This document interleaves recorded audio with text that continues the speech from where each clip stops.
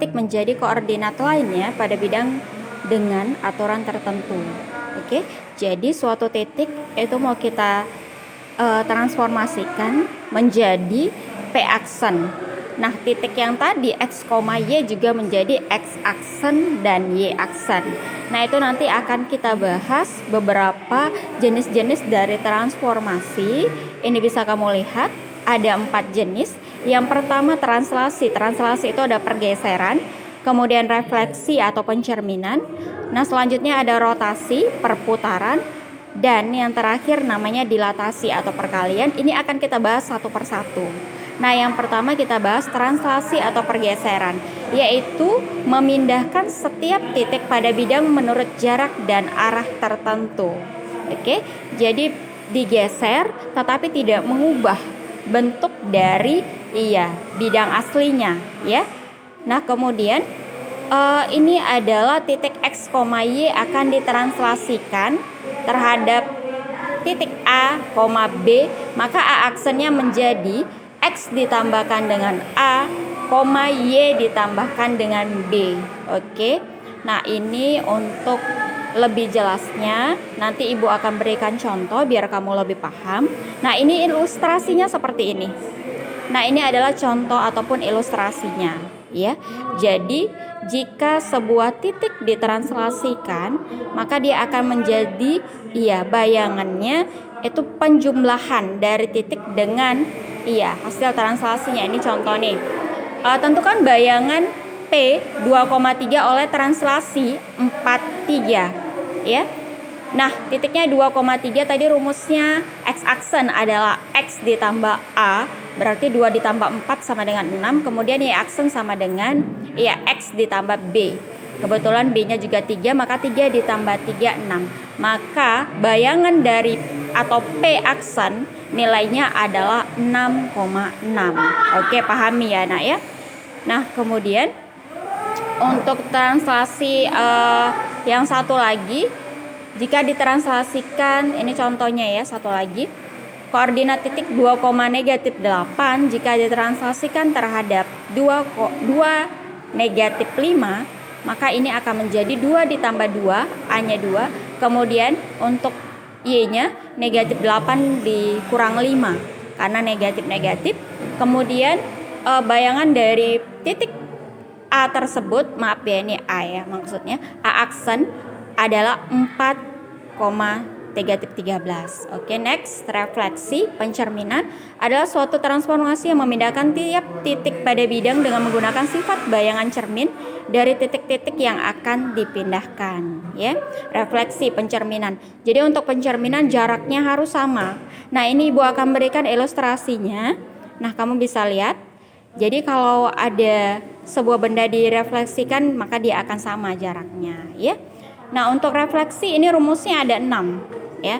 Terhadap sumbu X menjadi X, negatif Y, terhadap sumbu Y menjadi negatif X, Y, terhadap garis Y sama dengan X menjadi Y, X, terhadap garis Y sama dengan negatif X menjadi negatif Y, negatif X, terhadap garis X sama dengan H menjadi 2H kurang X, Y. Nah, terhadap garis Y sama dengan K menjadi X, 2K dikurang Y. Oke, biar kamu lebih paham, perhatikan contoh soal yang Ibu berikan ya, Nak ya. Ini contohnya, tentukan bayangan dari titik P negatif 5,7 jika dicerminkan terhadap yang A terhadap sumbu X, yang B terhadap sumbu Y, yang C terhadap garis Y sama dengan X, yang D terhadap garis Y sama dengan negatif X, yang E terhadap garis X sama dengan H, dan yang F terhadap garis Y sama dengan K. Oke, kita jawab satu persatu. Yang pertama terhadap sumbu X. Oke, nah ini kan titiknya negatif 5,7. Nah, karena dicerminkan terhadap sumbu X, itu rumusnya kan X, negatif Y. Nah, ini X, ini Y. Sudah? Maka kamu cukup buat X tetap. X dan Y di sini menjadi negatif, berarti negatif 7. Oke? Kita ikuti rumusnya. Nah, yang kedua, yang B terhadap sumbu Y.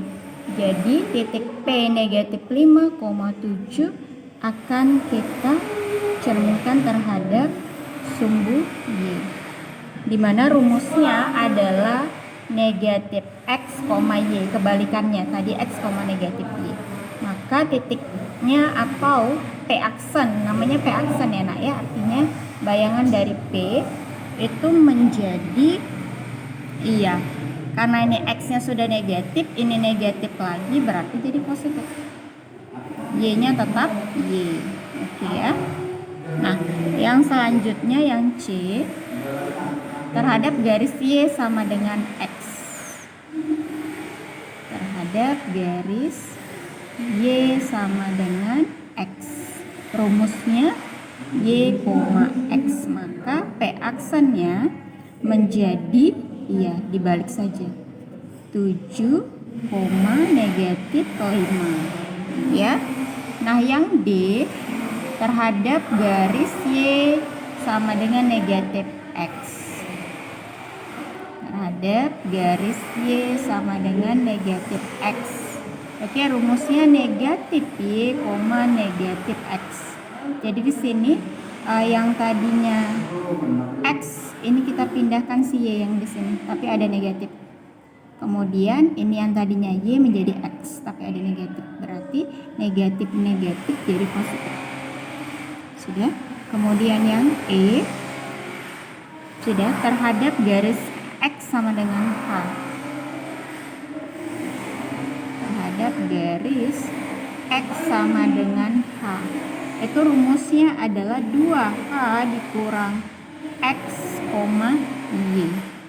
Sudah?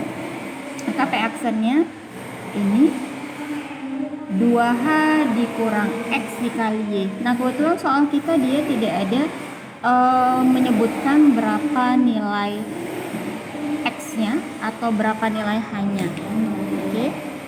Kita tambahkan dulu sedikit sini ya. Jika X sama dengan 3, Ibu misalkan X sama dengan 3. Nah, maka X di sini 3.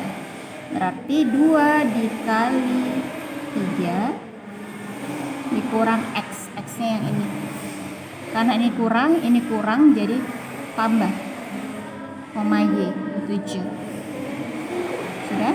Maka P aksen sama dengan 2 kali 3, 6 tambah 5, 11, 7. Oke? Yang untuk yang F juga ya, Ibu tambahin soalnya ini jika Y sama dengan 2 misalnya. Sudah?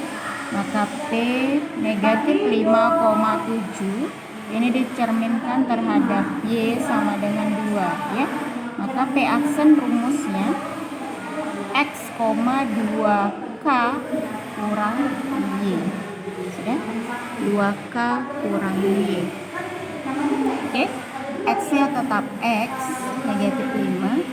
2 dikali K, atau ini ya, ini adalah nilai K-nya. 2 dikali 2 kurang Y, Y-nya 7. Ini 7 ya. P aksen sama dengan negatif 5. 2 kali 2, 4 kurang 7, jawabannya negatif 3. Nah, inilah dia. Oke, kamu bisa review kembali ya nak ya.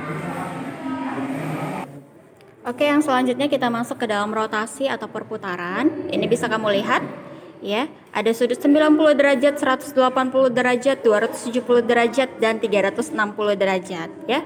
Lihat untuk ketentuan-ketentuannya. Nah, ini mau kita terapkan dalam contoh soal. Perhatikan juga contoh soalnya. Bayangan dari titik A 1,3 dan B 5,7 jika dirotasi sejauh 90 derajat. Oke. Nah, untuk rumusnya negatif Y, X. Berarti iya, 1,3 menjadi negatif 3,1, 5,7 menjadi negatif 7,5. Oke, yang kedua, bayangan dari titik P 1,4 jika dirotasi sejauh 180 derajat, kemudian dirotasi lagi sejauh 90 derajat. Ada 2 kali ya nak ya.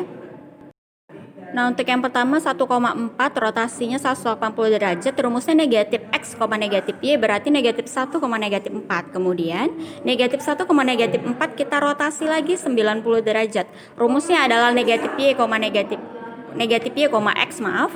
Jadi bayangannya menjadi 4,-1. P aksen dan P double aksen ya. Untuk bayangan yang kedua kali aksennya ada 2 double dia enak ya. Nah, untuk selanjutnya kita masuk ke dalam yang terakhir adalah dilatasi. Dilatasi itu adalah suatu transformasi yang mengubah ukuran atau memperbesar, tidak mengubah suatu bangun tetapi tidak mengubah bentuk bangunnya ya enak ya. Jadi memperbesar dan memperkecil dilatasi ini.